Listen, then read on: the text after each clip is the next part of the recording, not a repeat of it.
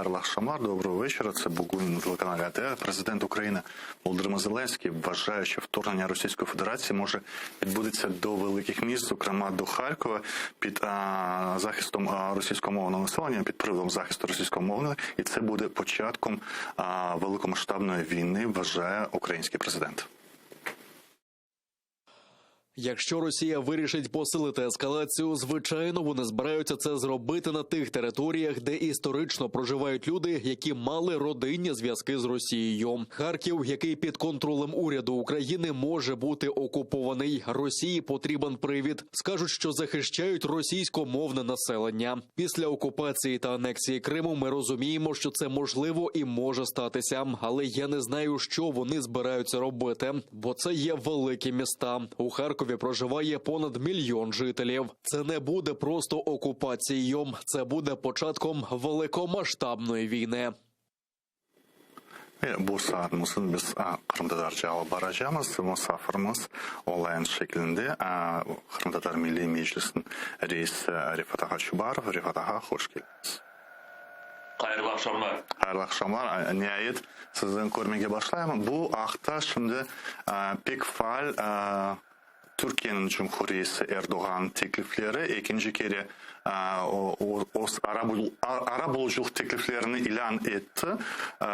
Ama Rus tarafından birinci kere reddedilgen sonra ikinci kere Peskov'un ağzından işittik. Belki de bu böyle sözde DNR, LNR yani Donetsk, Lugansk'ın kokla liderleri yani Rusya tarafından koyulan liderler de iştirak etse belki o zamanı Türkiye'de görüşmeler olur. Ne düşünüyorsunuz bu hafta? Türkiye Cumhuriyeti'nin Cumhurbaşkanı aslı yapkan teklifi Ukrayna ve Rusya'nı bir yere getirmek için yardımcı olmağa işte böyle bir inisiyatifle çıktı. Ama Erdoğan'ın tekliflerinde sözde DNR ya da LNR bu kuruluşların rehberleri orada yakın böyle yok idi. Onun için Ruslar bu Erdoğan'ın teklifine böyle anlaşılacak bir şekilde cevabını vermediler. Ama bana göre Türkiye Cumhuriyeti tarafından böyle teklif olganı Türkiye'nin bu büyük geografyada barış olganını istediğini gösterir ve biz böyle teklifke kol tutayıq. Türkiye'ye bu tekliflerin ne gerek? Türkiye ne yapacak gibi ve Türkiye'de anlaydırmasızcasına Rus lideri buna kol tutmaz ve iştirak etmez. Büyük ihtimalle. Bugün belki de kol tutmadılar ama yakın zamanlarda bu karışıkta durum nasıl olabilir? Şimdi onu Osman Bey birisi sonlanacak söylemez. Çünkü dünya bu sonki haftalar içinde çok karıştı ve bugün olmayacak bir olay yarın olacak şekilde olabilir. Sizce mesela Rusya'nın ne zorlaştırıp olur bu yolun gitmeye?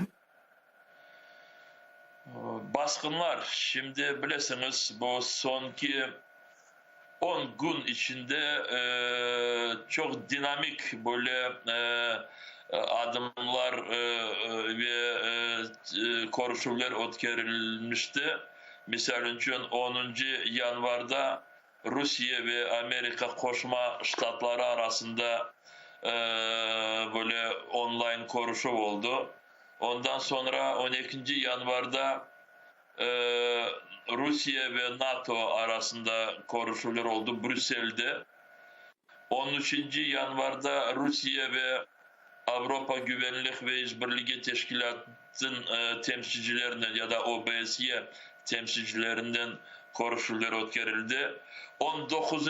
yanvarda bana 2 gün evvelsi Amerika Koşma Devletlerin Dışişleri Bakanı Blinken Kiev'e gelip Kiev'de Ukrayna Cumhurbaşkanı Vladimir Zelenski'nin konuştu. Aynı zamanda şu günleri de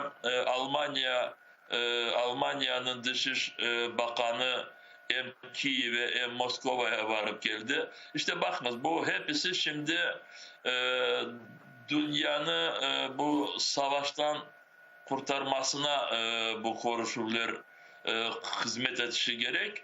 Ama Rusya dünyayı savaştan biraz uzaklaştırmaya savaş korkusu ise Rusya tarafından gösterilir ve o sebepten bugündeki bu Blinken ve Lavrov'un konuşu olğanı vakit Blinken gene de Amerika ardından Rusya'ya daha bir kere de işte Rusya'nın askerleri Ukrayna'nın sınırlarından da geçip daha baskın yapacak olsalar Rusya'ya çok keskin yaptırımlar olacağını bildirdi. İşte neden olur bu nasıl Rusya'nı mecbur ederler bu halkara hukuk prensiplerini yerine getirmesine şimdi o kadar bilgili değil ama dünya Rusya'nı savaştan toktatmaya hazır olğanını gösterir. Evet, Rusya'nın adı sonki ayları bir saldırıcı gibi indi bütün dünyaya çıktı. Çünkü evet onu eskiden de anlayanlar vardı ama şimdi bir televizyon değil de internetin makalesinde bu dünya Türkiye'nin mesela alsak Türkiye'de en büyük bugün medyalar başlaydılar. Birinci haberlerinden biri işte Rusya-Ukrayna savaşı, Rusya'nın saldıracağı ve insanların arasında da birçok memleketlerde indi yaygın olarak bütün dünyada Rusya'nın böyle saldırıcı adı çıktı. Dünya sizcesine bu Putin'in ultimatumları Rusya'nın alını daha ziyade mi zorlaştırdı? Garbi dünya daha ziyade anlamaya başladı mı? Yoksa liderleri evvelden de anlardı ama şimdi milletleri de vatandaşları da anlamaya başlayan son başkaca davranmaya başladı. Bir iki musbet gibi görünen şeyler var mı? Yani Putin için menfi şekilde görünecek gibi bir allar peyda oldu mu bu sonki haftaları? Rusya tarafından diğer ülkelerge bu olğan tehdidini evvelden de hepsi anlar idi. Ama işte diyalog olsun, çeşitli türlü adımlar yapayık da ve bu korkular bizim ülkemizin başına gelmez ama diğerlerine biz yardımcı olalım deyip her bir çok ülkelerin liderleri böyle oyunlar yapaydılar ve Putin'i işte barışka çağırır ediler. Sonki haftalarda ya sonki ayların içinde siz söylediğiniz gibi Rusya biraz daha ziyade kendisinin bu gerçek yüzünü açtı.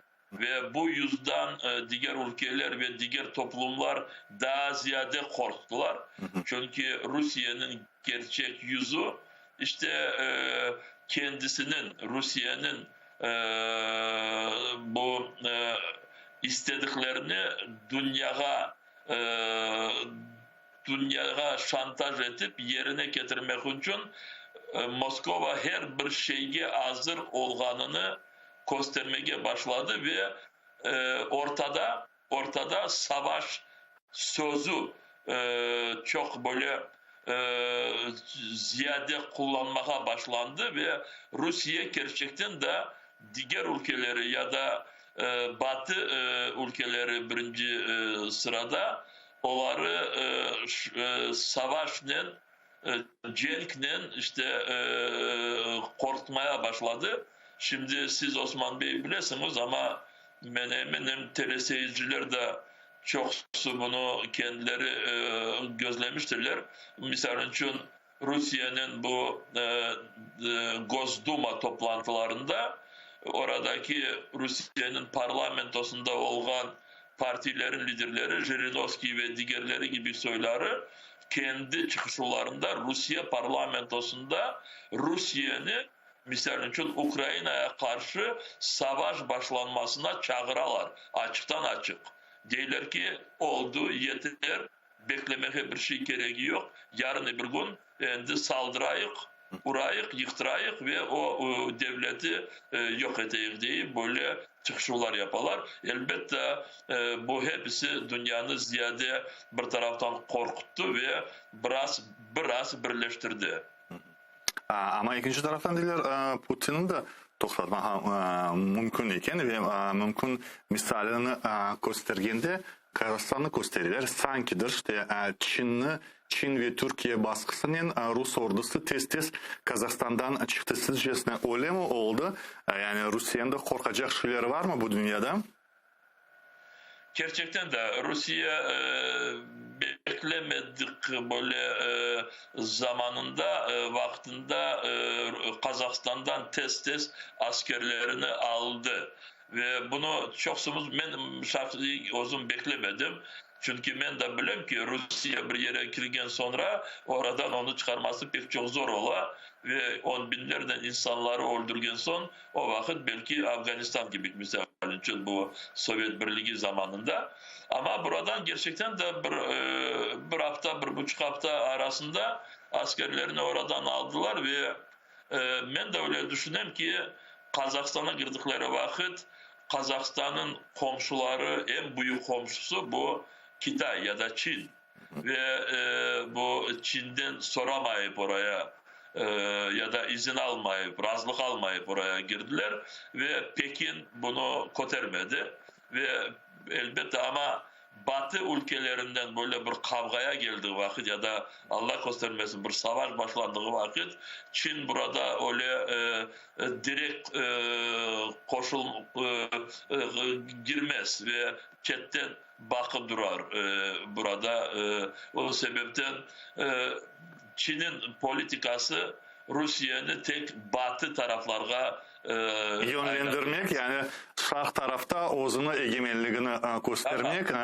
Benim azbarıma yakınlaşma, diğerlerin azbarlarını varıp ne kadar orada zarar yapsan yapabilir deyip öyle bir politikası var. Bugün serbest Ukrayna'nın, serbest kalan toprakları kimin azbarıdır çünkü onun için soracağım Türkiye'nin de bu kadar gücü yetecek gibi mi? Çünkü biz Erdoğan'ı planlarına baksak Erdoğan'la şimdi kuruculuk nem belli oldu, nam kazandı. Yani havalimanlarından başlayıp köprülerine kadar ama Erdoğan'ın en büyük planlarından biri bu suni kanal İstanbul kanalının yanında Kanal İstanbul'unu kurmak, doğru mu?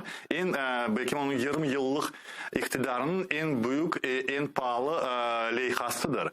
Ama bu leyhanı kurmak için de Karadeniz'in bir alışveriş merkezi gibi kurmak gerek. Biz şimdi Kırım'da alın koruyamaz. Ne kadar Rusya güçlü olmasa da ama zapt etse, işgal etse topraklarını o limanlar kapalacak. Odessa olsun mu, işte Nikolaev, Kherson tarafı olsun mu alışveriş bitecek. Birazcık Bulgaristan, Romanya tarafı kalacak. Şimdi bile Karadeniz'in alışveriş yolları ki biz bunu Kırım platforma zirvesinde de işittik. Çünkü ben dinlediğim vakitte kulak astım. Birçok memleketin temsilcileri neden şüpheleniyor? Alışverişlerin toxtağanını Karadeniz'de, bu bölgede Azaq denizin bütün kapalğanını. Şimdi Erdoğan böyle bir leyhanın çıkanda da yanında savaş bölgesi olacak olsa evet onun çıkarlarına bu aykırı kele. Bu Erdoğan için kabul edilecek gibi bir şey değil zapt edilmesi ama Türkiye'nin de o kadar toxtatmak gibi güçleri var mı? Yani argumentleri var mı? Çünkü böyle sözde çıkışta Erdoğan pek hürmetli laf etti Putin'den ama sizcesine onu da keskin yapacak gibi adımları var mı? Ne düşünüyorsunuz siz bu haktan?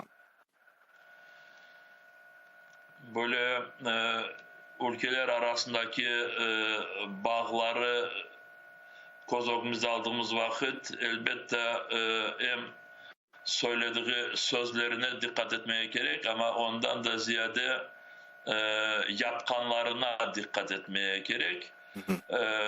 O sebepten ben böyle Türkiye'nin şimdiki pozisyonunu anlatabilirim.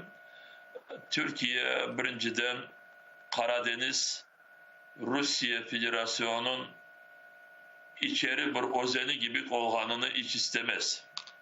Çünkü burada tek Rusya değil de ve tek NATO'nun 3 üyesi var. Bulgaristan, Romanya ve Türkiye.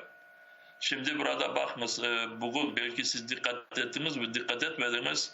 Bu Lavrov ve Blinken arasında olan konuşmalarda, bugün olan konuşmalarda apansızdan gibi Romanya ve Bulgaristan da Kanada peyda oldu ve evveldeki yazılı olarak Rusya'nın pozisyonunda, hatırlarsınız onların pozisyonunda NATO'nun askerleri 1997 seneyecek çekilmesi da ve bu ülkelerden çıksınlar deyip Rusya'nın böyle bir bakışı var. Bugün bu bakışa Romanya'nı ve Bulgaristan'ı koştular.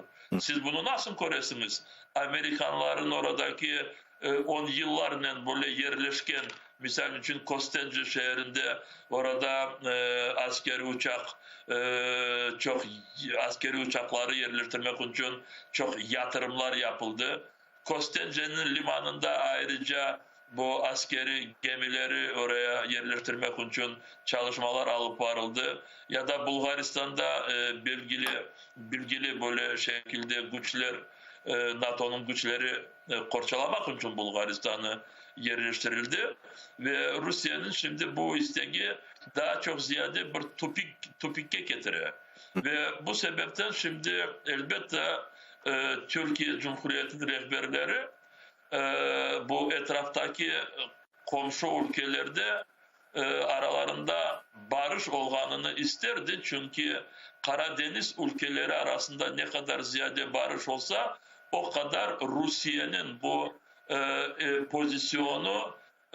pozisyonu böyle bir balans olacak. Biraz düşecek. Çünkü diğer ülkeler Rusya'nın bu emperyalistik ya da Rusya'nın baskınlarına yol vermeyecekler. Diyeceğim eğer çok kısadan söylemeye bile tırışsam, Türkiye tek Rusya'nın monopolisini bu Karadeniz'in etrafında istemez ve o sebepten Türkiye diğer komşu ülkelerin de koterilgenine yardımcı olacak. Bizde Ukrayna'da ve çok tehditler sonki vaqtda Garbi dünyasının iki güçlü memleketine karşı yapılaydı. İşte bir taraftan Fransa, ikincisi işte Almanya ve Almanya'nın tehdit etkende nesini daha gösteriyor. Bütün dünya göre böyle Rusçası degende ya da Ukraynaca Schröderizasya şeyi gibi var. Yani eğer bir sonki yılların Almanya'nın yolbaşısı pek yakın bu Rusya'nın iktisadi yani gaz satıcılık şirketlerine yakınlar ve bununla Almanya'nın siyasetinin biraz satkınlığını gösterir. Sizce bu iki memleketin bakışı değişmeye başlar mı bu tehditlerin yanında? Mecbur olalar mı? Onlar da değiştirmeye bu bakışlarını yine ama yoksa yine de eskisi gibi diyalogga ziyade kaldıralar vakit ve Rusya'nın alışveriş yapmağa, ticari bağlarını saklamağa daha ziyade güç gösterirler mi sizce? Birinci devletine Almanya'nın gösterdiğimiz ikincisi kimedi? Fransa'ya, bir de ikincisi Fransa'ya baktı olan. Evet. Evet, şimdi burada bazı değişiklikler var. Şimdi bilirsiniz bu geçen haftalarda Almanya'da 117 tane yerli entelektüeller böyle çok korumlu, bilgili Almanya için kişiler böyle bir mektup imzaladılar hükümete ve orada dediler ki Almanya'nın bu sonki senelerde Rusya'nın kurgan bu diyalog siyaseti ya da yumuşak bakışı çok zararlar getirdi ve gelecekte de daha çok korku böyle korkunç gelişmelere getirebilir deyip hükümetten bu 117 tane entelektüeller hükümetten Almanya hükümetinden Rusya'ya siyaset çok böyle bir açık şekilde ve Rusya'nın uluslararası hukuk sınırlarına giderilmesi için böyle alır barılsın deyip böyle bir mektup açıkladılar. İşte kendi isteklerini gösterdiler. Benim için bu böyle bir bizlerge biraz bizleri kuvandıracak böyle bir gelişme. Çünkü Almanya'nın toplumu, Almanya'nın rehberleri Rusya'ya ziyade haksız yol açtıklarına razı değiller. Fransa'da biraz da böyle toplum tarafından böyle hareketler daha korunmuyor. Macron Fransız Cumhurbaşkanı olarak iki yüzlü politikasını devam eder. Bir taraftan sonki vakitlerde onun da bazı açıklamaları böyle bir keskin gibi Moskova'ya gösterildi, keskin şekilde. Ama aynı zamanda gene de aylandırıp işte diyalog gerek, ekonomik meseleleri çözülmesi. Burada Macron tarafından iki yüzlük daha saklanan. Şimdi iç siyasetke alışsak, şimdi biraz Kırım'la bağlar, Kırım'dadır milli hareketi. Sonki işte geçken yılın işte olumlu tarafları var idi. Kırım'dadarların tamır halkı kabul edilmesi gibi şeyler ve bunun etrafında Kırım'dadar Milli Meclis'in tanılma yolu açılgan idi. Dediniz, şimdi bu yılga kaldı. Geçken yılı işte yetiştirilmeyecek gibi bu şeyler. Devlet tarafından birçok vesikalar elge alındı, öğrenilmeye başlandı. Şimdi gidişat ne aldı, ne derecede, neler şimdi yapılır, kaysı adımlar şimdi yapılır? Bizler bizim taraftan bağlı olan adımları hepsini yaptık. Gerekli devlet, hükümet kabul edecek kararların leyhalarını hazırladık ve beraberlikte bu leyhalarını müzakere edip hükümetke tapıştırdık ve kararını bekleyiz. Bu Kırım Tatar Milli Meclisi'ni yeni kanuna göre hükümet tarafından işte resmileştirilmesi. Benimce sonki bu olaylar ya da sonki bu etraflar keskinleştiği sebebinden belki de hükümet daha böyle suallerge çok dikkat vermeydir. Ama ne olsa da işte dedim ben o vakit söylediğimi bir kere de açıklayayım. Yanvar-fevral ayında biz bu hükümetin kararlarını bekleyiz ve inşallah olur. Aynı zamanda bizler diğer hükümet tarafından kabul etken kararlarını yerine getirmek için diğer çalışmalarımızı meclisten ve diğer taraflarının meclis ve diğer taraflarının birlikte başladık. Onların içinde işte bu Kırım Tatar dili inkişafı konsepsiyası. Burada çalışmalarımız bu senenin başında planlaştırdığımız gibi adımlar yapmaya başladık. Neticelerini koruyarak bir iki vakitten sonra.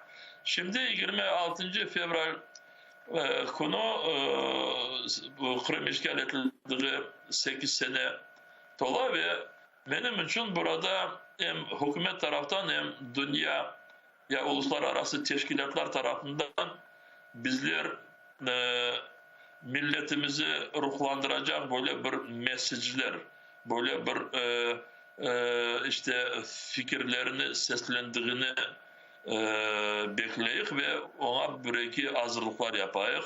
Bilmeyeyim nasıl olur. 26 Fevral'ini alandırsak, o kadar işgal de değil, işgalge direniş konu değil. Çünkü en azından bir günge trenip o zaman bir günge uzattınız, vermediniz 26 Fevral işgalini yapmaya. İşgal 27'si oldu, şimdi başka yolun, harbi yolun. Onun için 26'sı direniş, işgalge direniş konudur. O vakit bir güne biz trendik edik ve 26'sında onlarga Moskova istediğini kararını kabul etmeye Barışçı yolunu yapamadılar yani sanki millet iradesinin yani harbi yolunu yapmaya mecbur oldular. Onun için toxtattınız. Oz yapkan şeylerinizin inkar etmeyiniz. Yani onun için işgal günü değil, işgalge direngen gününüz edi. Yani Aksyonov sizge elini uzatıp da Ukrayna kanunlarına karşı çıkmayacağına adamlar arasında göstergen edi o vakit. İşte bu el sıkışması Aksyonov'un ne olğanını göstergen edi kim olğanını. Şimdi zorca suallerge geçeceğimiz. Siz başladınız. Ben de endi sorayım bu zorca şeylerini kerçigi nedir? Koz boyama neler yapılır? Bir taraftan görüyoruz işte Kırım Tatar halkın, Tamır halkı kabul edilip de bu kanunda birçok şeyler, medyaları bile var bu kanunda. İkinci taraftan birinci kere bu 7 yılda, 15 senesinden başlayıp saysak, işte kanalımız, Atayer kanalımız uyduda yok. Uydudan kesilgen ve tek YouTube vasıtasından seyretmeye mecbur oldu millet. İkinci taraftan şimdi ATR desek işte ATR çalışkan yerim o belki korrekt değildir bir misal olarak göstermeye. İkinci misal bir taraftan siz değilsiniz. Kırım Tatar tilinin inkişafı hakkında konsepsiya kabul edildi. İkinci taraftan Tavriya Milli Üniversiteti'nden işte bunlar aytkanları Kırım Tatarlar değiller filologiya fakültetinin institutun yol başçıları diler. Tahsil Nazırlığı İşte Kırım Tatar tili edebiyatı değil, onun dışında Kırım Tatar tili edebiyatı hocalarını yani pedagogikanı hazırlamak için izin vermeler ve böyle açıkça değil de neni ima etilir. Sankidir Kırım Tatar tilinin ve edebiyatının perspektivası yok. Onun için hocalar hazırlamaya gerek değil. Bana şimdilik hazırlanan edebiyatçılar böyle tercüman gibi çalışacaklar. O kadarlık yeter. Onun için haysa adımlar gerçekçi, haysa adımlar koz boyama yapılan niçin birbirine böyle çelişkili şeyler korunuyor halkımız için. Şimdi bu bizim durumumuzda ya da Ukrayna'nın iç politikasında Osman Bey çok böyle uygunsuzluklar olan, çalımsızlıklar eğer Kırım Tatarca böyle söylesem ve bu çalımsızlıklar neden peyda ola kimler onların başında tura böyle bir çalımsızlıklar olduğu vakit ya da haksızlık aslı olduğu vakit bunlarını test analiz edip çözmek için gerekli adımlar alıp varmak gerek. Ben çok memnun olurdum ki bu siz söyleyen hocalar bu meselelerden tezce Kırım Tatar Milli Meclisi'ne gelip bu şimdiki olarak göre olğan bu çalımsızlıkları ya da haksızlıkları yolumuzdan alıp çetke bırakmak için bizge bunu hem anlatsalar hem bizlerle beraber gerekli adımlara koşulsalar edilir. Çünkü şimdi siz söylediğiniz bu dersin ki Kırım Tatar dilinde hocaları hazırlamaya hükümet taraftan böyle ayak çalına degen ben adımları böyle resmi olganını daha duymadım.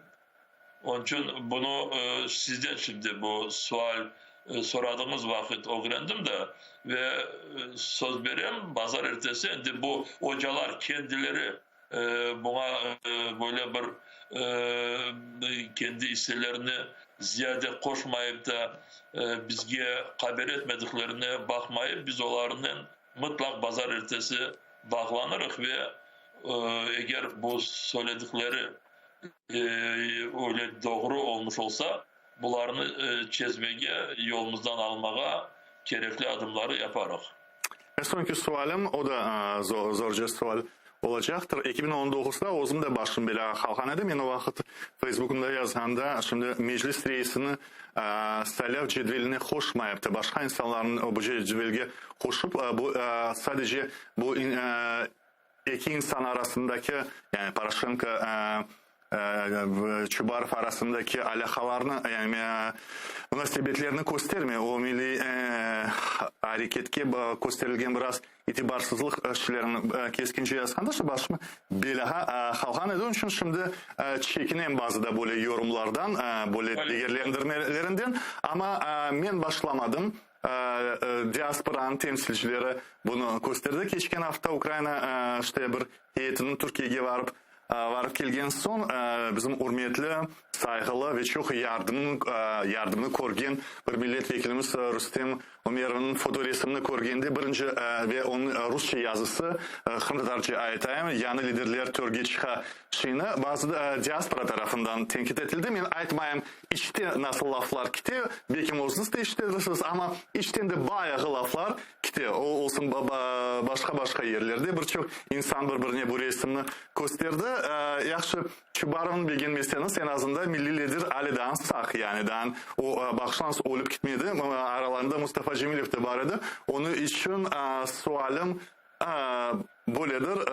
Nasıl kabul ettiniz bu şeyini? Bu resmini nasıl kabul ettiniz? Ne aytacak şeyiniz var mı? Şimdi bakınız gerçekten söyleyeyim. Ben eğer her vakit böyle peyda olan birisinden men beğenmegen ya da bilmeyim başkası beğenmegen böyle düşüncelere ziyade dikkat edip de bütün çalışmalarımı onunla bağlayacak olsam edim yapkanlarımızı çok şeylerini hiç becermez edik.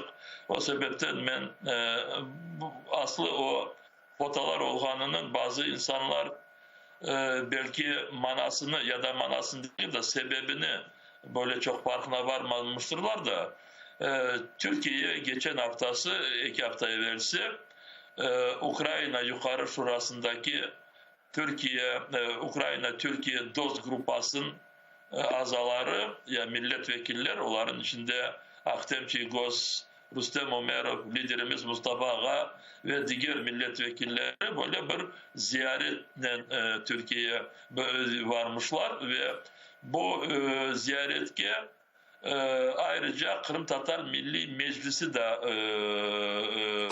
ziyaretin içinde uğradı ve başından büyükelçimiz diğer taraflar bu protokol meselesinde bize biraz zor olur deyip bizge böyle bir haber ettiler. Biz dedik ki bizim için protokol önemli değil. Bizim için yapılan çalışmalarımızın neticesi ve bazı yerlerde çünkü bakınız Ukrayna parlamento Türkiye Cumhuriyeti'nin büyük meclisi. İki taraftan milletvekilleri konuşuyorlar ve bazı yerlerde protokolü o parlamentolar tarafından yapıldı ve protokollara korge bazı fotolar var. Ben bu arkadaşlarımız o kadar ona dikkat çektiklerine evet haklarıdır ama o kadar çok böyle kıymet kesmez dedim. En önemlisi bizler ne becerdik, gelecekte ne yapacak, bizim için milli davamızda her bir şey yerinde. Kırım Tatar Milli Kurultayı ve Kırım Tatar Milli Kurultayı'na bu dönemge 248 milletvekili ya da delege saylandı. Kırım Tatar Milli Meclisi kurultayımızda bu kurultay delegelerinden saylandı ve burada hiçbir şey denişmedi ve bizim milli kurultay ve meclisimizden semeddeşlerimiz 3 kişi Ukrayna parlamentosu azaları ve burada bilmeyeyim böyle hiçbir birbirimizi coymağa gereği de yok ve nasıl size anlatayım? İtibarsızlaştırma yok mında. Mında hiçbir böyle hücur bir olacak şey yok. Sesim biraz zor geliyordu ama bugün test oldum. Covid diye şey yoktur bende. Yaxşı. Onun için yekünlendirgende deyim Allah xanımğa Kemal Edaresaz, Allah maqamıqa dağılının huzuruna az böyle etip diplomatik şekilde meclis reisi bize meraklandırgan sualımızga cevabını verdi. İştirak etti. Sağ olunuz diyeyim. Teşekkürlerini bildireyim. Meclis reisi Rifat Akaçubarov bizim bu yarım saatimizde iştirak etti. Şimdi bekleyimiz